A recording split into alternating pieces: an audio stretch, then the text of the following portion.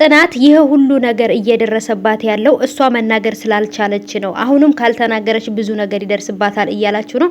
በጣም ብዙ ነገሮችን እያሳለፈች ነው። አሁን ደግሞ ይሄ የኪራ ጓደኛ ፈተና ሆኖባታል። የጽናት ድራማ ዛሬ ሊለቀቅም ላይለቀቅም ይችላል። ዛሬ ካልተለቀቀ ኦሬዲ ነገር የሚለቀቀው ማለት ነው። ዛሬ ደግሞ እንግዲህ ነገሮች የተስተካክለው ካለቁ ዛሬ ይለቀቃል ማለት ነው። በጉጉት እንጠብቃለን ማለት ነው። እኔም እንደናንተ ሙሉውን ነው ማየው እና ውድ ቤተሰቦቼ ሀሴት በጭራሽ ኪራን ልታፈቅረው አይገባም ወይንም ደግሞ ማፍቀር የለባትም። ኪራ አሁንም ደግሞ ውሳኔ ላይ ደርሶ ጽናትን ረስቶ ሀሴትን እንዳያፈቅራት እያል ብዙ አስተያየቶች እየተሰጡ ነው። በጭራሽ ኪራና ጽናት መለያየት የለባቸውም። ሁለቱ አንድ ላይ ሆኖ መታረቅ ነው ያለባቸው።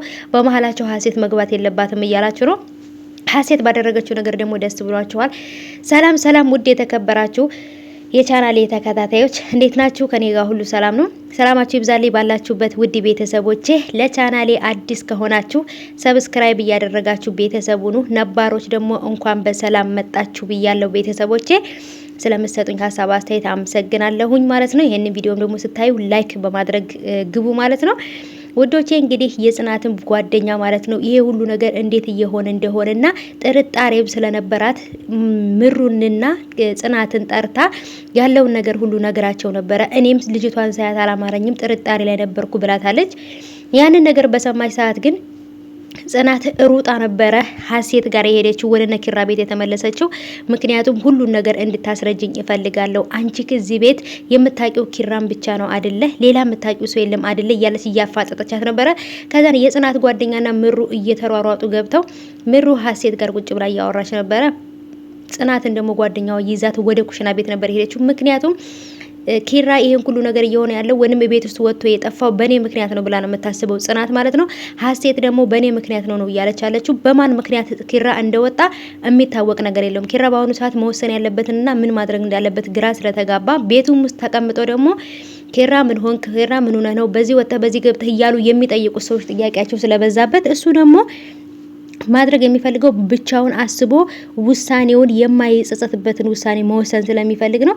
እሱ ግን አሁን እያሰበ ያለው የቤት ግፍ ነው አሁን ላይ እንደዚህ እያደረገኝ ያለው እያለ ብቻውን እንግዲህ እያወራ ነበረ። እንግዲህ ውሳኔ የጸና እንዲሆንልኝ እንግዲህ ፈጣሪ እርዳኝ እያለ ወይንም ደግሞ ትክክለኛ ወደ ህይወት የመስመር እንዲመጣ ፈጣሪ እርዳኝ እያለ ነበር ማለት ነው። ይሄን ሁሉ ነገር እያደረገ ያለው እንግዲህ እዚህ ጋር ሀሴት ስለ እህቷ ልታገባ እንደው ትነግረዋለች። እዚህ ጋር ደግሞ ጽናት ከጣገቡ ሁና እያለች ከአንድ ቤት ውስጥ ከጽናት ጋር እያለ ሌላ ሴት ያፈቅራል ማለት ውሸት ነው።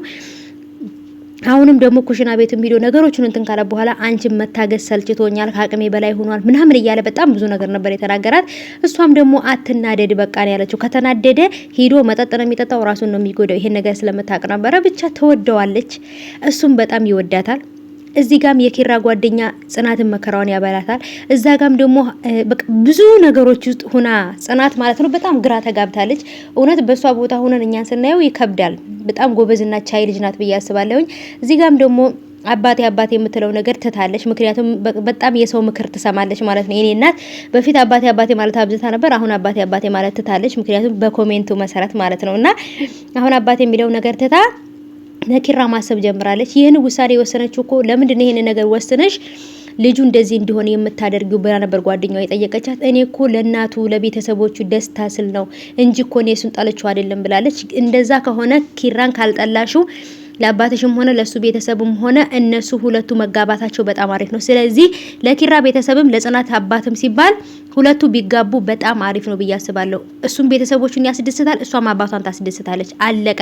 የቤተሰብ ደስታ የልጆቻቸው ደስታ ነው፣ የልጆቻቸው ስኬት ነው። ስለዚህ ሁለቱ ይጋቡ ብያለሁ። እናንተስ ምን ትላላችሁ?